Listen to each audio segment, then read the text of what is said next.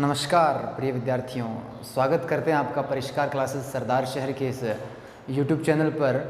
और हमने पिछले वीडियो में वर्ग के कुछ रूलों के बारे में डिस्कस किया था और उस कड़ी में आगे हम कुछ और रूल डिस्कस करने वाले हैं। और मैंने कुछ एग्जांपल आपको दिए थे, करने के लिए भी दिए थे, जिसका जो मैंने आंसर आपसे कमेंट बॉक्स में मांगा था। उम्मीद करता हूँ कि आप में से कई लोगों ने उसके उत्तर दिए होंगे। तो हमने 4 रूल इसके डिस्कस किए थे, वापस एक बार रिवाइज़ कर लेते हैं। जो हमारा पहला रूल था वो क्या था सर, वो देखिएगा। हमारा पहला रूल ये था कि किसी भी पूर्ण वर्ग संख्या के इकाई का अंक जो होता है वो हमेशा और हमेशा मतलब 2, 3, 7 और 8 नहीं होना चाहिए। जो मैंने पहला रूल आपको बताया था वो ये था कि किसी भी पूर्ण वर्ग संख्या के जो इकाई का अंक होता है वो कभी भी 2, 3, 7 और 8 नहीं होना चाहिए। दूसरा जो मैंने रूल आपको बताया था वो ये था कि कोई भी पूर्ण वर्ग संख्या जो होती है उसके अगर हम अंकों का योग करते हैं, कोई भी पूर्ण वर्ग संख्या अगर होती है उसके अंकों का जब हम योग करते हैं तो वो अंकों का योग जो होता है हमेशा और हमेशा 1, 4, 7 और 9 आता है, जो हम पहले पढ़ चुके हैं। मतलब किसी भी पूर्ण वर्ग संख्या के अंकों का जो योग होता है वो कभी भी 1, 4, 7 और 9 के अलावा नहीं हो सकता। मैं आपको अगर एग्जांपल के तौर पे बताता हूँ तो जैसे 1444 होता है, वो 38 का पूर्ण वर्ग होता है, मतलब 38 का एक पूर्ण वर्ग होता है। तो इसके अगर अंकों का योग हम करते हैं 4, 4, 8, 4, 12 और 1, 13। और मैंने आपको एक चीज़ बताई थी कि तब तक हम अंकों का योग करते जाएंगे जब तक कि आपके पास एक सिंगल डिजिट प्राप्त ना हो जाए, एक अकेला अंक आपको प्राप्त ना हो जाए। ठीक है, तो 3 और 1, 4 को वापस जोड़ेंगे तो आपको मिलेगा सर 4। समझ रहे हो बात को। अगर मैं दूसरा उदाहरण आपको देना चाहूँगा, जैसे मैंने कहा 625 है, जो 25 का पूर्ण वर्ग होता है। ठीक है, 5 और 2 7 और 6 13, वापस जोड़ेंगे 4 मिलेगा। किसी भी पूर्ण वर्ग संख्या की अगर हम बात करते हैं तो उसके जो अंकों का योग होता है वो कभी भी 1, 4, 7 और 9 के अलावा नहीं हो सकता। ठीक है, बात करते हैं हम लोग तीसरे रूल की। जो थर्ड रूल मैंने पढ़ा था, आपने पढ़ा था, वो ये था कि किसी भी अगर पूर्ण वर्ग संख्या की हम बात करते हैं तो उसके अंतिम 2 अंक हमेशा वही होते हैं। किसी भी पूर्ण वर्ग संख्या के अंतिम 2 अंक हमेशा वही होते हैं जो 1 से लेकर 25 तक की संख्याओं के वर्गों के अंतिम 2 अंक होते हैं। जैसे भाई मैंने ये संख्या ली तो इस संख्या एक पूर्ण वर्ग हो सकती है क्योंकि इसके अंतिम 2 अंक जो है वो 25 हैं। और 25 आपको पता है कि जब हम 25 का स्क्वायर करते हैं तो आपको 625 मिलता है। इसके अंतिम 2 अंक आपको 25 मिल रहे हैं। जब हम 15 का वर्ग करते हैं तो आपको मिलता है 225, तो इसके भी अंतिम 2 अंक आपको 25 मिल रहे हैं। तो मतलब है किसी भी पूर्ण वर्ग संख्या के अंतिम 2 अंक वही होते हैं जो 1 से लेकर 25 तक की संख्याओं के पूर्ण वर्गों के अंतिम 2 अंक होते हैं। राइट। तो अगर हम अपने चौथे रूल की बात करते हैं तो जो सबसे इंपॉर्टेंट रूल ये था कि दुनिया की 50% संख्याएं जो होती है वो सम होती है। और अगर हम उनकी बात करें तो सभी सम संख्याओं के जो वर्ग होते हैं, कोई भी सम संख्या आप ले लीजिए, जैसे मैंने बात करी सर, जैसे मैंने 12 लिया, 12 का जो स्क्वायर होता है वो 144 होता है। जैसे मैंने 52 लिया, 52 का स्क्वायर जो होता है वो 2704 होता है। जैसे मैंने 48 लिया, 48 का स्क्वायर जो होता है वो 2304 होता है। किसी भी प्रकार की अगर हम संख्या की बात करें, जैसे मैंने भाई 36 लिया, 36 का जो स्क्वायर होता है वो 1296 होता है। तो किसी भी सम संख्या की अगर हम पूर्ण वर्ग की बात करते हैं, कोई भी सम संख्या आप ले लीजिए, उसका जो वर्ग होता है वो हमेशा और हमेशा 4 से पूरा करता है, 4 से पूरा डिवाइड होता है। तो अगर हम इस बारे में कहें कि कोई भी सम संख्या उसकी अगर हम वर्ग की बात करते हैं तो वो हमेशा 4 से कटता है। That's it. ठीक है, तो इसी कड़ी में हम कुछ आगे के रूल डिस्कस करेंगे और काफ़ी इम्पॉर्टेंट है। कम से कम समय में कैसे कर पाते हैं और वर्ग एवं वर्गमूल के प्रश्नों को वो देखिएगा। अगले रूल की हम बात करते हैं, रूल नंबर 5 जो होता है वो दशमलव से रिलेटेड है कि अगर दशमलव की संख्या अगर आ जाती है वर्ग एवं वर्गमूल के अंदर तो उनको हम कैसे टैकल करेंगे, उनको हम कैसे सॉल्व करेंगे। ठीक है, चलिए सबसे पहले जैसे मैंने कहा कि 1.2 का स्क्वायर क्या मिलेगा, 1.2 का स्क्वायर, तो आपको पता है पॉइंट को एक बार छोड़ दीजिए, 12 के स्क्वायर की बात करते हैं 144 होता है, 12 का स्क्वायर 144 होता है। अगर मैं यहाँ पर पॉइंट लगाता हूँ तो मुझे बताइएगा कि मैं इस संख्या की, अगर मैं पूर्ण वर्ग की बात करूँ तो यहाँ पे कहाँ पर पॉइंट लगेगा, मतलब कहाँ पे दशमलव, यहाँ पे लगेगा या फिर यहाँ पे लगेगा। तो कई लड़कों के जवाब आएंगे सर यहाँ पे लगेगा, कईयों के जवाब आएंगे यहाँ पे लगेगा।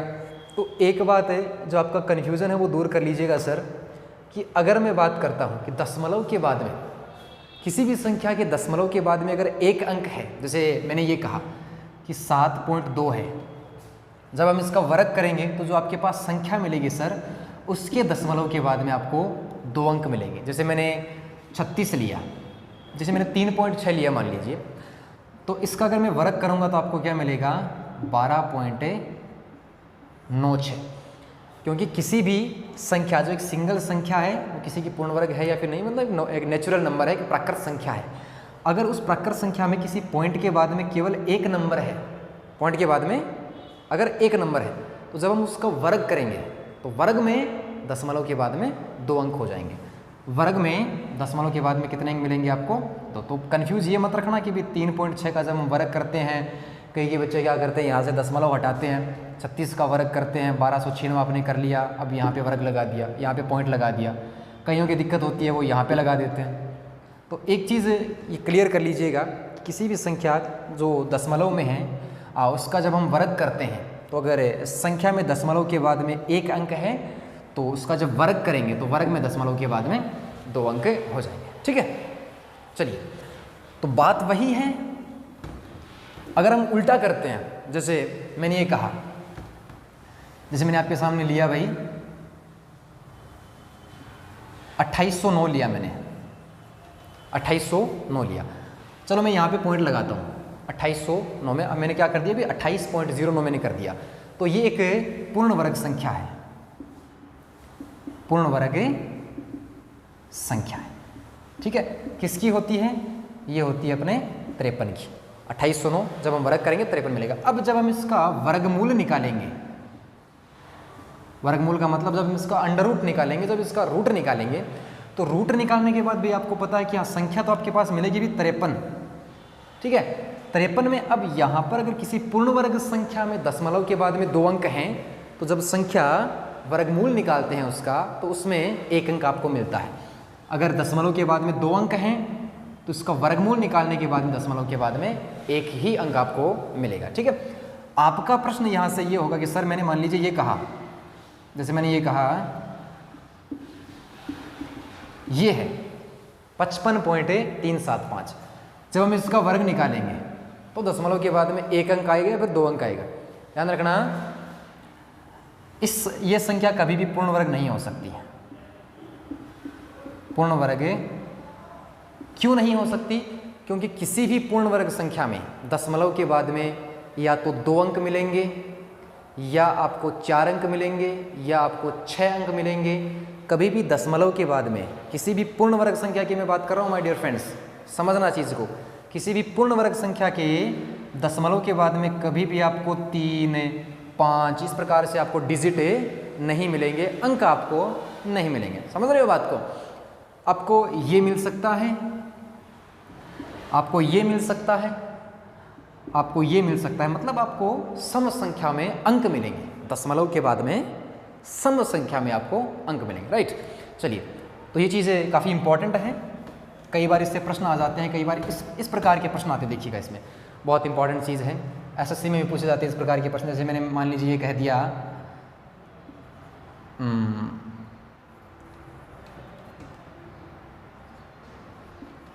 2704,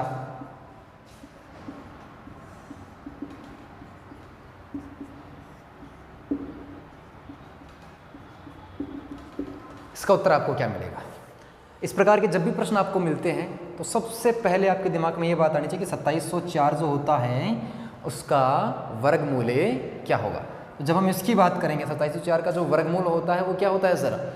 2704 का होता है आपके 52। ठीक है, नेक्स्ट बात करते हैं, प्लस का चिन्ह है। अब आपको पता है 2704 ये एक पूर्ण वर्ग संख्या है। जब हम इसका वर्गमूल निकालेंगे तो वर्गमूल निकालने के बाद जो आपके पास संख्या मिलेगी उसमें दशमलव के बाद में 1 अंक होगा। क्यों होगा? क्योंकि इस संख्या में दशमलव के बाद में 2 अंक है और इसका हमें वर्गमूल निकाल रहे हैं, और वर्गमूल निकालने के बाद दशमलव के बाद में अगर 2 है तो वर्गमूल में 1 हो जाएगा, अगर संख्या में 4 है तो वर्गमूल में 2 हो जाएगा। Are you clear? तो अब हम बात करेंगे भाई 5.2, क्यों? इस पूरे का 52 हो जाएगा, 2 अंकों के बाद में पॉइंट है, जब हम इसका वर्गमूल निकालेंगे तो 1 अंकों के बाद में पॉइंट आ जाएगा। चलिए 4 पॉइंट है, चलो एक बार आप पॉइंट को भूल जाइए, यहाँ से एक बार के लिए पॉइंट को भूल जाइए आप लोग। हमने पॉइंट को एक बार छिपा लिया है। इस संख्या का क्या होता है आपको पता है भी 52 होता है कि नहीं होता? अब अगर इसका 52 होता है सर, तो आपको पता है कि भी पॉइंट के बाद में उस जो पूर्ण वर्ग संख्या थी उसमें आपके पास 4 अंक थे। जब हम इसका वर्गमूल निकालेंगे तो संख्या में 2 अंक आ जाएंगे, मतलब ये जो दोनों अंक हैं वो पॉइंट के बाद में मिलेंगे। समझ में ही बात? तो अब अगर हम इसको जोड़ेंगे तो आपको कुछ इस प्रकार से मिलने वाला है 57.2 और 57.7, ये इसका हो जाएगा। इस प्रकार से आपको प्रश्नों को करना पड़ेगा, ठीक है। चलिए अगला रूल एक घिसा पिटा रूल है जो सभी किताबों में मोस्टली आपको मिल जाता है, और रूल ये है कि किसी भी पूर्ण वर्ग संख्या, किसी भी पूर्ण वर्ग संख्या की अगर हम बात करते हैं तो उसमें हमेशा अंत में 2 जीरो मिलेंगे, या फिर 4 जीरो मिलेंगे, या फिर 6 जीरो मिलेंगे, या फिर 8 जीरो मिलेंगे। किसी भी पूर्ण वर्ग संख्या के अंत में आपको 1 जीरो नहीं मिल सकता, आपको कभी भी 3 जीरो नहीं मिल सकते, मतलब सम संख्या में आपको जीरो मिलेंगे। वो एक जीरो से रिलेटेड कोई रूल होता है, तो आप लोग अगर लिखना चाहो तो लिख सकते हो। जैसे पूर्ण वर्ग संख्या अगर कोई है जिसके अंत में जीरो है, तो या तो वो 2 जीरो मिलेंगे, जैसे 27 है, जैसे 2500 है, ये एक पूर्ण वर्ग संख्या हो सकती है। कभी भी 250 एक पूर्ण वर्ग संख्या नहीं हो सकती, क्योंकि इसके अंत में 1 जीरो मिल रहा है, और किसी भी पूर्ण वर्ग संख्या के अंत में कभी भी आपको 1 जीरो नहीं मिलेगा। ये हो सकता है। अगर मैं बात करता हूँ 64, ये हो सकता है, ये एक पूर्ण वर्ग संख्या हो सकती है। इन दैट केस ये कभी भी एक पूर्ण वर्ग संख्या नहीं हो सकती, क्योंकि इस संख्या के अंत में आपको 3 जीरो मिल रहे हैं और इस संख्या के अंत में आपको 4 जीरो मिल रहे हैं। इसका मतलब ये है कि इस संख्या के अंत में आपको 4 जीरो मिल रहे हैं। अगर हम इसका वर्गमूल निकालते हैं, अगर हम इसका वर्गमूल निकालते हैं तो 4 जीरो से वर्गमूल निकालने के बाद में 2 जीरो आपको मिल जाएंगे और इस 64 का आपको मिल जाएगा 8। ये इसका वर्गमूल हो जाएगा। लेकिन इसका कोई वर्गमूल नहीं निकलता, इसका कोई वर्गमूल नहीं निकलता। अगर इसके वर्गमूल की हम बात करते हैं, 2 जीरो हैं, वर्गमूल निकालने के बाद आपको 1 जीरो मिल जाएगा और 25 का आपको वर्गमूल मिल जाएगा 5। ये 50 आपको मिल जाएगा इसका वर्गमूल, ठीक है। इस प्रकार के कुछ रूल होते हैं। ये अपना पहला टाइप खत्म होता है और इससे हम कई प्रकार के प्रश्न जो हैं वो डिस्कस करेंगे बाद में, जब सभी रूल आपके क्लियर हो जाएंगे तब। चलिए, इसमें दूसरा टाइप आपका ये आता है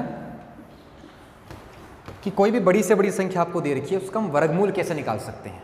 वर्गमूल निकालना कि भाई कोई संख्या है, उसका हम मेथड से वर्गमूल निकालेंगे कि भाई जो पर्टिकुलर विधि होती है वर्गमूल निकालने की वो क्या होती है, और विधि भी आपको पता होनी चाहिए, और इसके साथ साथ में भी हम कुछ ही मिनटों के अंदर, कुछ सेकंड्स के अंदर हम कैसे निकाल पाते हैं उसके बारे में भी हम चर्चा करेंगे, ठीक है। तो अगर हम बात करते हैं भाई इसका टाइप सेकंड आता है, टाइप सेकंड की अगर मैं बात करता हूँ तो वो है वर्गमूल निकालना, ठीक है। टाइप सेकंड आपका है वर्गमूल निकालना। अब वर्गमूल निकालने के लिए आप देखिए भाई वास्तव में वर्गमूल होता क्या है। वर्गमूल होता है, जैसे मैंने 5 लिया, तो जब मैं उस 5 को उसके जैसे ही एक 5 से गुणा कर दूंगा तो आपके पास जो संख्या मिलेगी सर, वो संख्या एक वर्ग संख्या मिलेगी। और वो वर्ग संख्या किसकी होगी? जो हमने आधार लिया था। जैसे 5 लिया था ना, उस 5 को अगर मैं 5 से गुणा कर देता हूँ तो आपको 25 मिलने वाला है, और वो 25 उस 5 का वर्ग है। तो उस 25 का वर्गमूल क्या मिलेगा? उस 25 का वर्गमूल मिलेगा आपको 5। समझिएगा, जैसे मैंने भी लिया 8, एक संख्या है, 8 एक संख्या। अगर मैं इसी जैसे एक 8 को और गुणा कर देता हूँ, जैसे मैंने 8 गुणा 8 कर दिया, तो आपको मिलेगा 64। ये जो संख्या है वो 64 की क्या है? वर्ग है। लेकिन ये 8 क्या है? 64 का वर्गमूल है। ये चीज़ आपको पता है, अच्छी बात है, पता है तो। लेकिन अब देखिएगा, जो इम्पोर्टेंट चीज़ मैं आपको बताने वाला हूँ वो ये क्या है। जैसे मैंने भाई ये लिया, जैसे मैंने 256 लिया, 256 लिया, और 256 है एक वर्ग संख्या है। 256 क्या है?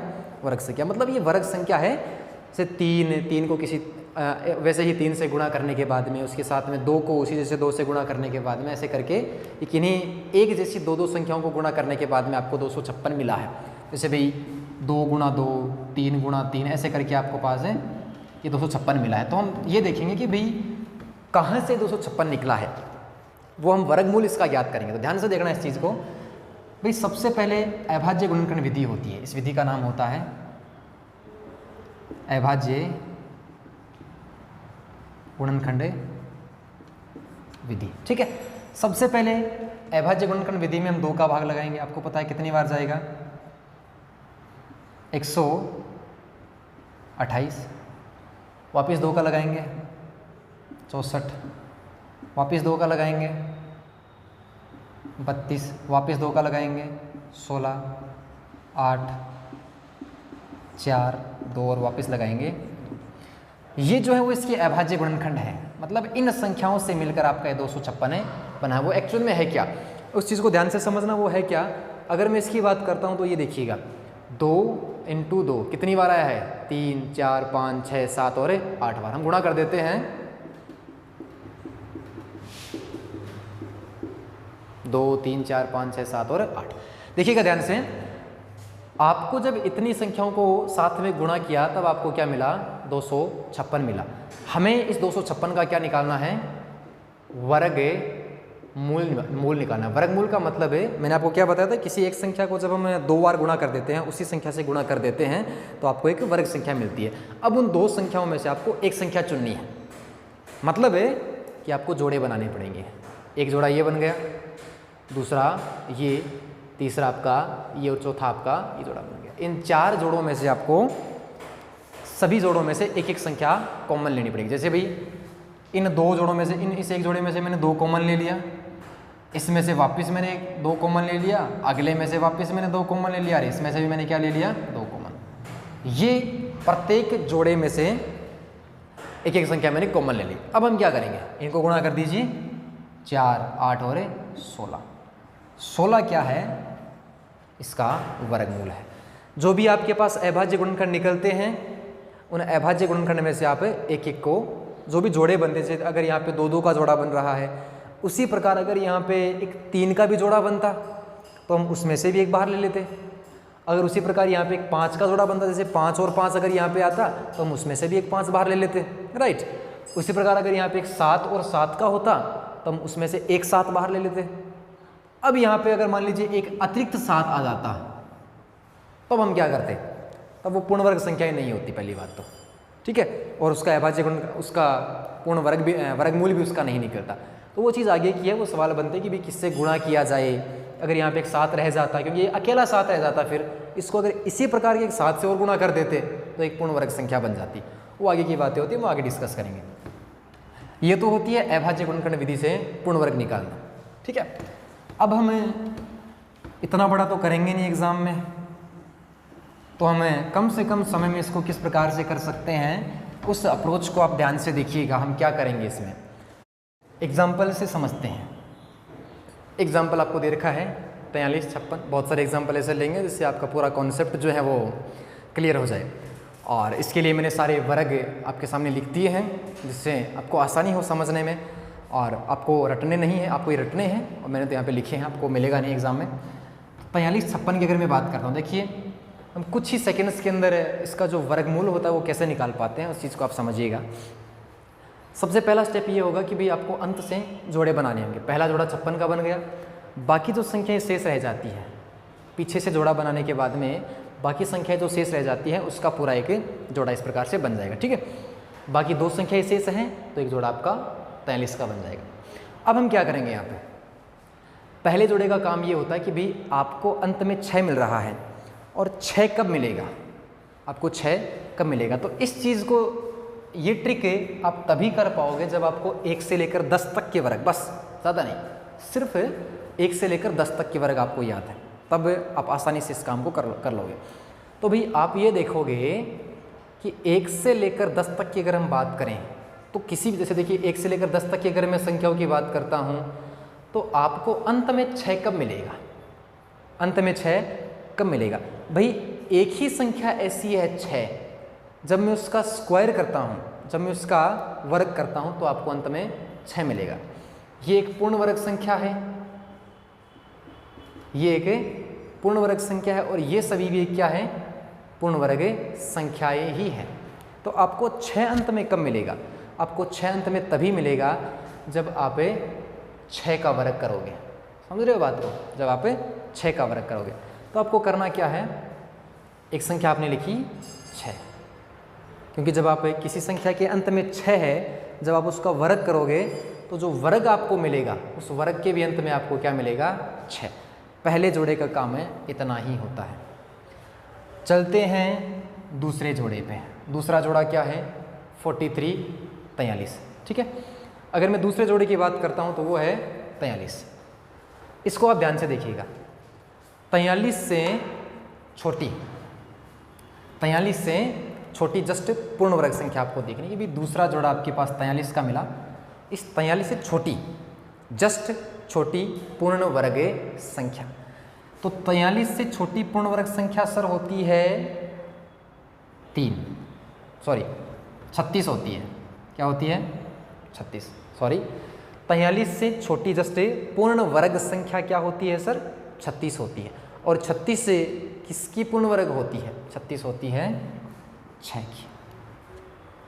दूसरा जोड़ा 43 लिया, वापस देखिएगा एक बार, दूसरा जोड़ा मैंने लिया 43 से छोटी जस्ट पूर्ण वर्ग संख्या कौन सी होती है? 36 होती है। 36 के बाद में आपकी 7 से 49 हो जाएगी, फिर वो उससे जस्ट बड़ी चली जाएगी। तो 43 से छोटी मैंने ले ली 36। 36 किसकी पूर्ण वर्ग होती है सर? 36 होती है 6 की। तो ये आपके पास जो संख्या मिली, ये तो मिली भी पहले जोड़े से और ये आपको मिली दूसरे जोड़े से। तो 66 जो है 66 से इसका क्या हो जाएगा? पूर्ण वर्ग। कुछ और एग्जाम्पल से हम समझते हैं ताकि आपका पूरा कॉन्सेप्ट जो इससे क्लियर हो जाए। जैसे मैंने एक एग्जाम्पल आपके सामने और लिया, 77 44। मैंने आपके सामने एक एग्जाम्पल लिया भी 77 44। आपको बताना है 77 44 का वर्गमूल क्या होगा। 77 44 का वर्गमूल क्या, इस चीज़ को आपको ध्यान से देखना है। तो भी सबसे पहले हम क्या करेंगे, स्टेप फर्स्ट जोड़ा बनाएंगे पीछे से। इधर संख्या कितनी बची कोई फर्क नहीं पड़ता, 2 बची, 2 का जोड़ा बन जाएगा। हम करेंगे क्या, पहले जोड़े का काम क्या होता है, आपको 4 मिल रहा है, अंत में क्या मिल रहा है 4। ये एक पूर्ण वर्ग संख्या है सर। ये ट्रिक तभी काम करेगी जब आपको एक पूर्ण वर्ग संख्या दे रखी होती है, और जब आप पूर्ण वर्ग संख्या का वर्गमूल निकालते हैं तभी ये ट्रिक काम आती है। इन दैट केस अगर हम किसी अनदर संख्या का वर्ग निकालते हैं तो ये ट्रिक काम नहीं करती वहाँ पे। तो अगर 44 की बात करते हैं तो 44 में जो इकाई का अंक है वो क्या है 4। और आप मुझे बताइए कि आपको 4 कब मिलेगा, किन संख्याओं का वर्ग निकालने पर आपको 4 मिलता है। जब 4 आपको कब मिलेगा, जब 2 है, मतलब किसी संख्या के अंत में अगर 2 है, किसी संख्या के अंत में अगर 2 है और जब हम उसका वर्ग करेंगे, जब हम उसका वर्ग करेंगे तब आपको उसके अंत में क्या मिलेगा 4 मिलेगा। तब अंत में क्या मिलेगा 4। इसका मतलब है उस संख्या के अंत में आपको 2 मिलना बहुत ज़रूरी है। और कब, एक तो होता है आपके सामने 2, दूसरा आपको 4 कब मिल सकता है 64 में मिल रहा है। 64 किसका भी 8, मतलब 8। अब आप इन दोनों को देखिएगा, अभी 2 और 8 हमने कैसे लिए, 2 और 8 हमने ऐसे लिए हैं कि कोई भी संख्या, जैसे मान लीजिए एक संख्या है उसके अंत में 2 है, या फिर उस संख्या के अंत में क्या है 8 है, तो जब हम इन दोनों का स्क्वायर करेंगे ना, जब हम इन दोनों संख्याओं का वर्ग करेंगे तो वर्ग करने पर हमेशा और हमेशा उस वर्ग संख्या के अंत में आपको 4 ही मिलना है। 2 का वर्ग क्या होता है 4 ही होता है, 8 का वर्ग क्या होता है 64 होता है, इसके भी अंत में आपको क्या मिल रहा है 4 मिल रहा है। तो देखिएगा ध्यान से, इस प्रकार अब आपके पास दो कंडीशन बन चुकी है, पहली 2 मिल रहा है, दूसरा आपको 8 मिल रहा है। दूसरा स्टेप क्या होता है यहाँ से देखिएगा, दूसरा स्टेप होता है 77 का। 77 को हम किस प्रकार से समझेंगे भी ध्यान से देखना। 77 से छोटी जस्ट पूर्ण वर्ग संख्या कौन सी होती है? 77 से छोटी, 77 से छोटी जस्ट पूर्ण वर्ग संख्या 64 64 जो होती है वो उससे जस्ट छोटी पूर्ण वर्ग संख्या होती है। किसकी वर्ग होती है 64? ये होती है सर 8 की। अब इस चीज को ध्यान से समझिएगा, 8 की पूर्ण वर्ग संख्या होती है। अब हम बात करेंगे भी यहाँ पे रखेंगे हम 8 और यहाँ पर भी हम रखेंगे 8। पहला स्टेप समझिएगा, अंत में 4 कब मिलेगा? जब उस संख्या के अंत में 2 होता है या फिर 8 होता है, तब आपको अंत में 4 मिल सकता है। दूसरी बात, दूसरे जोड़े पे चलते हैं। 64 है, आपको पता है यहाँ पे 77 से छोटी संख्या आपको 64 मिल जाएगी, और 64 किसकी होती है? 8 की होती है। तो यहाँ पर भी आपने 8 लगा दिया, यहाँ पर भी आपने 8 लगा दिया। चलिए, इसके बाद में हम क्या करेंगे सर? आपको 2 संख्या मिल गई, एक मिली 82 और एक मिली 88, दोनों में से कौन सा सही होगा? तब हम क्या करेंगे देखिएगा, 8 से जस्ट बड़ी संख्या कौन सी होती है? 9। इन दोनों को आपस में गुणा करेंगे, क्या मिलेगा? 72। इन दोनों को गुणा करने पर क्या मिलेगा सर? 72। कंपैरिजन करना है, तुलना करनी है अंदर वाले से, दूसरे जोड़े से। दूसरे जोड़े का काम क्या होता है? यही होता है तुलना करना। 77 से छोटी पूर्ण वर्ग संख्या कौन सी होती है? 64। किसकी होती है? 8 की। तो हमने यहाँ पर भी 8 लगाया और यहाँ पर भी 8 लगाया। अब देखिए, 2 संख्याओं में से आपको एक को छांटना है, 2 संख्याओं में से आपको एक को छांटना है। कैसे छांटेंगे? जो 8 मिला है 64 से, उसको अगली संख्या से गुणा करेंगे तो आपको क्या मिलना चाहिए? 72 मिलना चाहिए। अब ये 72 डिसाइड करेगा, ये 72 ये निर्णय करेगा कि हम 82 को पिकअप करेंगे या फिर 88 को पिकअप करेंगे। देखिएगा, 72 कंपैरिजन करेंगे दूसरे जोड़े से। भाई ये दूसरा जोड़ा इस 72 से बड़ा है या छोटा है? बड़ा है या छोटा है? तो ऑफ कोर्स ये इससे बड़ा है। दूसरे जोड़े से हम तुलना करेंगे सर, दूसरा जोड़ा इससे बड़ा है तो बड़ी वाली संख्या आपका उत्तर हो जाएगा। समझे बात को? कुछ और उदाहरण हम लेते हैं, देखिएगा।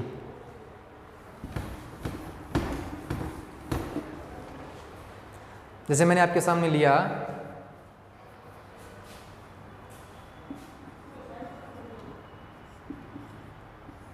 ये आपके सामने मैंने लिया, इसका आपको वर्गमूल निकालना है, ठीक है। इसका वर्गमूल हम कैसे निकालेंगे? स्टेप फर्स्ट क्या होता है? 76।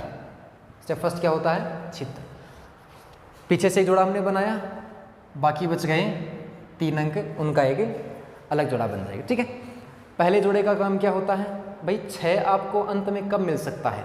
6 आपको अंत में कब मिल सकता है? कि जब आप 6 का वर्ग करोगे। जब आप 6 का वर्ग करते हो तभी आपको वर्ग संख्या के अंत में 6 मिलता है। इसका मतलब है, ये बात तो तय है सर कि इसकी जो वर्गमूल संख्या आएगी, उस वर्गमूल संख्या के इकाई का अंक आपको हमेशा क्या मिलेगा? 6 मिलेगा। उस वर्गमूल संख्या के इकाई का अंक आपको क्या मिलेगा? 6 मिलेगा। दूसरे जोड़े पे चलते हैं। इसका काम इतना ही है क्योंकि आपको एक ही संख्या मिली है, ठीक है। 153 से छोटी, 153 से जस्ट छोटी पूर्ण वर्ग संख्या कौन सी होती है? 144 होती है, 12 का वर्ग, सही है। 144 देखिएगा, इससे जस्ट छोटी पूर्ण वर्ग संख्या होती है 144। 144 किसकी होती है? 12 की। चिपका देंगे यहाँ पे, 126 इसका क्या आ जाएगा? पूर्ण वर्ग आ जाएगा। सही है। उम्मीद करते हैं आपको समझ में आ रहा होगा, अच्छा भी लग रहा होगा, है ना।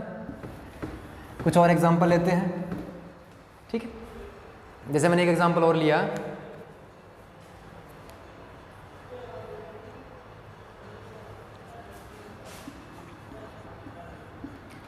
बयासी 81, ठीक है। एग्जाम्पल मैंने लिया, देखेंगे इसका वर्गमूल आपको निकालना है। कैसे निकालेंगे? ध्यान से देखना। सबसे पहले हम क्या करेंगे? 81 है, अंत में एक जोड़ा बनाया, दूसरा जोड़ा आपका ये बन गया। हम करेंगे क्या? एक आपको कब मिल सकता है? किसी भी संख्या के अंत में एक आपको कब मिलेगा? किसी भी पूर्ण वर्ग संख्या के अंत में आपको एक कब मिलेगा? जब आप 1 का वर्ग करोगे तब आपको 1 मिलेगा लास्ट में। जब आप 9 का वर्ग करोगे तब आपको लास्ट में 1 मिलेगा। मतलब है जब आप 1 का वर्ग करोगे तो आपको लास्ट में क्या मिलेगा? 1 मिलेगा। जब आप 9 का वर्ग करोगे तो आपको लास्ट में क्या मिलेगा? 1 मिलेगा। समझ रहे हो इस बात को? दो संख्याएं ऐसी है 1 से लेकर 10 तक की, जब आप वर्ग करते हो तो आपको लास्ट में 1 मिलता है। ठीक है। दूसरी बात हम करेंगे यहाँ पे, पहले जुड़े का काम इतना ही होता है, दूसरा जुड़ा आपको 82 मिल रहा है। इसका काम क्या होता है देखिएगा, 82 से जस्ट छोटी पूर्ण वर्ग संख्या कौन सी होती है सर? बताइए। 64 होती है। 82 से जस्ट छोटी कौन सी होती है? 64 होती है, 81 होती है? 81 होती है। हमने यहाँ पे 81 लिया। ठीक है। 81 किसकी होती है सर? आपने कहा सर 9 की होती है। चलिए मान लिया 9 की होती है, तो यहाँ पर भी हम क्या लगाएंगे? 9 लगाएंगे, और यहाँ पर भी हम क्या लगाएंगे? 9 लगाएंगे। स्टेप वापस समझिएगा एक बार। 81 में 1 मिला लास्ट में, कब मिल सकता है? जब किसी संख्या के लास्ट में 1 होता है तब उसका वर्ग करेंगे, तब भी लास्ट में आपको 1 मिलेगा। और जब किसी संख्या के अंत में 9 होता है उसका भी हम वर्ग करेंगे तो आपको लास्ट में 1 मिलेगा। ठीक है। तो इसलिए हमने यहाँ से 1 और 9 उठाया। स्टेप सेकंड में हम क्या करेंगे? भी 82 लिया हमने, 82 में हम क्या करेंगे? 82 छोटी जस्ट वर्ग संख्या कौन सी होती है? 81 होती है। 81 किसकी होती है? 81 होती है 9 की। तो हमने यहाँ पर भी 9 चिपका दिया और यहाँ पर भी 9 चिपका दिया। आपके पास 2 संख्याएं मिल गई सर। पहली मिली 91 और दूसरी आपको मिलती है 99। दोनों में से कौन सी होगी? इसके बारे में ध्यान से सुनिएगा। 9 से जस्ट बड़ी संख्या कौन सी होती है? 10 होती है। 9 से जस्ट बड़ी संख्या कौन सी होती है? 10 होती है। गुणा करेंगे, क्या मिला? 90। गुणा करेंगे, क्या मिला? 90। अब हम कंपैरिजन करेंगे दूसरे जोड़े से। काम ही यही होता है इसका, कंपैरिजन, तुलना करना। तो भाई आप मुझे बताइएगा, क्या 82 90 से छोटा है या फिर बड़ा है? तीर आप देख सकते हो, तीर किस हिसाब से गया हुआ है? 82 की तरफ गया हुआ है। 82 90 से छोटा है या बड़ा है? इससे तुलना करेंगे। अगर ये छोटा है तो छोटी वाली संख्या उत्तर है, अगर ये बड़ा है तो बड़ी वाली संख्या उत्तर है। कौन सा? भाई 82 छोटा होता है तो छोटी वाली संख्या आपका उत्तर हो जाएगा। समझे कि नहीं? अगर समझे तो कमेंट में ज़रूर बताइएगा सर समझ में आ रहा है। ठीक है। एक एग्जाम्पल आपको देते हैं जिसका उत्तर है, आप कमेंट में ज़रूर लिखिएगा।